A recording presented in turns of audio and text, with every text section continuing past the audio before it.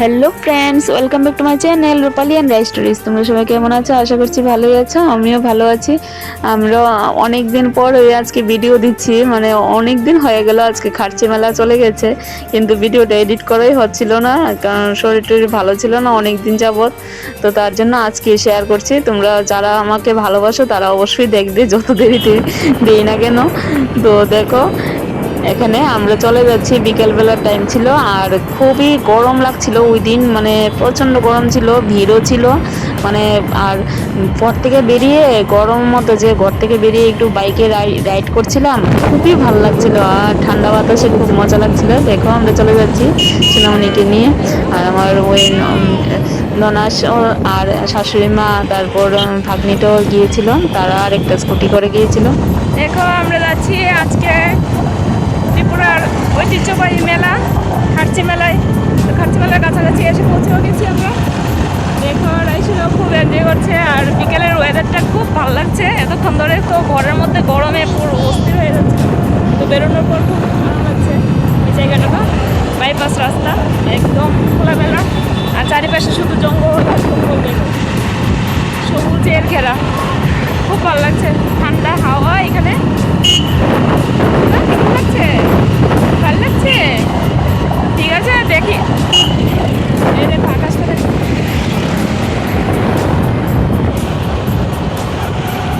ঠিক আছে, যাই গিয়ে দেখা হচ্ছে। খার্চি মেলাটা হয় আমাদের বাড়ি থেকে প্রায় 1 ঘন্টারই রাস্তা, খয়ারপুর আমাদের বাড়ি, তো মানে যোগনগর, তো সেখান থেকে একটু যেতে অনেকখানি সময় লেগে যায়। তো দেখো আমরা এসে পৌঁছেও গিয়েছি। তারপর মানে মেলা থেকে অনেক দূরে বাইক পার্কিংয়ে রেখে তারপর হেঁটে হেঁটে যেতে হয়।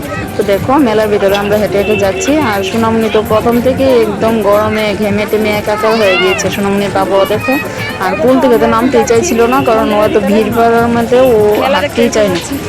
আর ছাড়তেও ভয় লাগে, কারণ যদি হারিয়ে যায় তো তার জন্য কুলে নিয়ে হাঁটছিলাম। দেখো আমরা এখন যাচ্ছি চতুর্দশ দেবতার মন্দিরের ভিতরে। মেলা দেখো, চারিদিকে খুব সুন্দর মেলা বসেছে, আর মানে অনেক দোকানপাট বসেছিল এখানে, মানে আর কিছু বলার নেই। তারপর দেখো আমরা হেঁটে হেঁটে চলে যাচ্ছি এখন। কি সুন্দর দেখো, এখানে আলোকসজ্জাও করা হয়েছে, আর কি ভিড় দেখো, এখানে হাঁটাই যাচ্ছিল না, যা ভিড় হয়েছে। মানে এটা তো হচ্ছে মানে ত্রিপুরার একটা ঐতিহ্যবাহী মেলা, সেটার মধ্যে তো সবাই যাওয়ার চেষ্টা করে, তার জন্য আর কি। দেখো এখানে সবাই চলে এসেছিল, ওই দিনে একটু হলিডেও ছিল, তার জন্য আমরাও গিয়েছিলাম। আর এরকম তো হলিডে দেখলে তো সবাই যায়।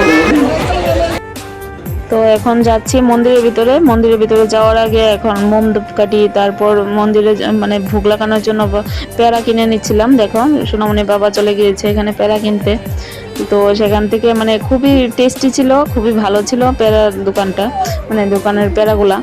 তো দেখো আমি সোনামণিকে নিয়ে এখানে দাঁড়িয়েছিলাম, তারপর দিদিভাই এখানে লাইন ধরে তারপর ভোগটা দিয়ে দিয়েছিল। আমি তো সোনামণিকে নিয়ে পারছিলামই না, তার জন্য একসাথে দিয়ে দিয়েছিল।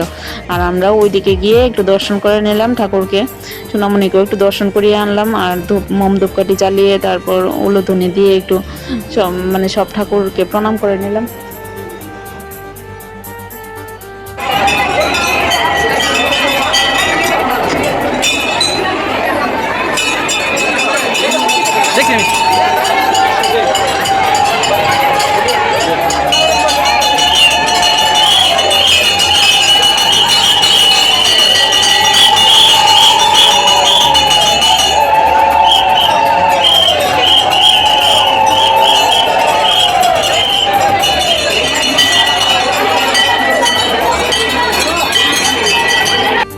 তো দেখো এখানে ফাইনালি ঠাকুরের দর্শন করতে পারলাম। এখানে দেখো চতুর্দশ দেবতার বিগ্রহ এখানে প্রতিষ্ঠিত আছে, সবগুলা বিগ্রহই দেখো, মানে এইগুলা সবগুলা কথিত আছে যে মানে এইগুলা মাটির তলা থেকেই মানে পাওয়া গিয়েছে, তার জন্য একদম খুবই জাগ্রত মন্দির এটা, সবগুলোই মানে ঠাকুরের দান। তো তারপর দেখো আমরা একটু বেরিয়ে পড়লাম আনন্দ মেলাতে, একটু ঘুরে আসলাম, কিন্তু এখানে কিছুই চালাইনি বাচ্চাদেরকে, কারণ সোনামণির বাবা অনেক ভয় পায়। তো তারপর এখানে গরম তো ছিল প্রচণ্ড, তো তার জন্য আইসক্রিম খেতে চলে আসলাম সবাই। তো চতুর্থ মন্দিরে এখানে সুন্দর একটা জলাশয় আছে, সেখানে দেখো বোটিং এর ব্যবস্থা আছে। তো আমরা কিছুই চলিনি, কারণ বাচ্চা কাচ্চা নিয়ে মানে এইসব কিছু রিস্ক নেওয়া যায় না।